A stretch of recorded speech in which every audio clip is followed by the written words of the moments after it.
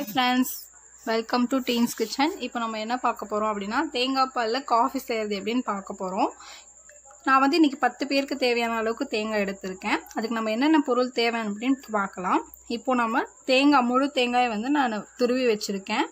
தேங்காய் எடுத்துக்கலாம். அடுத்து பாத்தீங்கன்னா ப்ரூ தான் நான் இன்னைக்கு எடுக்கிறேன்.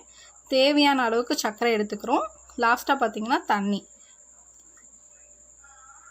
இப்போ நம்ம கேஸ் ஆன் பண்ணிட்டு தண்ணியை வந்து சூடு பண்ண போகிறோம். சூடு பண்ணுற கேப்பில் தேங்காய் துருவி வச்சுருக்கோம் இல்லையா, அதை வந்துட்டு நம்ம மிக்சியில் அரைச்சிக்க போகிறோம். அரைச்சிட்டு நம்ம வந்து இந்த துணியில் வந்து வடிகட்டிக்க போகிறோம். நம்ம வடிகட்டிலைனாலும் இந்த ஒயிட் கலர் துணி எடுத்துக்கோங்க. ஸோ அதில் வந்து எதுவும் தெரியாது, நல்லாவும் இருக்கும். நீங்கள் வந்து இந்த மாதிரி வடிகட்டிக்கோங்க. இது வந்து ரொம்ப ரொம்ப நல்லது. அல்சருக்கெல்லாம் வந்துட்டு தேங்காய் பால் வந்து ரொம்ப நல்லது. ஸோ நம்ம தேங்காய் பால் தனியாக குடிக்கிறத விட இந்த மாதிரி காஃபியாக வச்சு குடிக்கலாம்.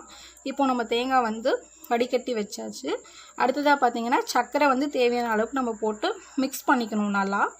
இப்போவே நீங்கள் வந்துட்டு தண்ணியில் வந்து மிக்ஸ் பண்ணிக்கோங்க. லாஸ்ட்டாக போட்டிங்கன்னா அந்த சர்க்கரை வந்து கொஞ்சம் லைட்டாக தெரியும். ஸோ நீங்கள் இந்த மாதிரி மிக்ஸ் பண்ணிட்டீங்கன்னா உங்களுக்கு குடிக்கும் போது நல்லாயிருக்கும்.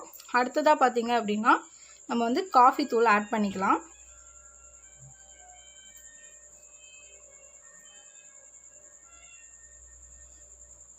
இதையும் நல்லா மிக்ஸ் பண்ணிக்கலாம்.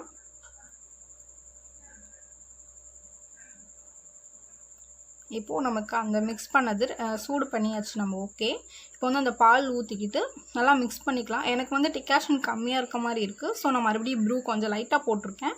அதையும் போட்டு நல்லா மிக்ஸ் பண்ணிக்கிறோம். இப்போது நமக்கு தேவையான தேங்காய் பால் காஃபி ரெடி. இதை வந்து நீங்கள் சூடாகவும் குடிக்கலாம், ஃப்ரிட்ஜில் வச்சும் குடிக்கலாம். ரொம்ப ரொம்ப நல்லாயிருக்கும், டேஸ்டியாக இருக்கும். எல்லோரும் ட்ரை பண்ணி பாருங்கள். பிடிச்சிருந்தா லைக் பண்ணுங்கள், கமெண்ட் பண்ணுங்கள்.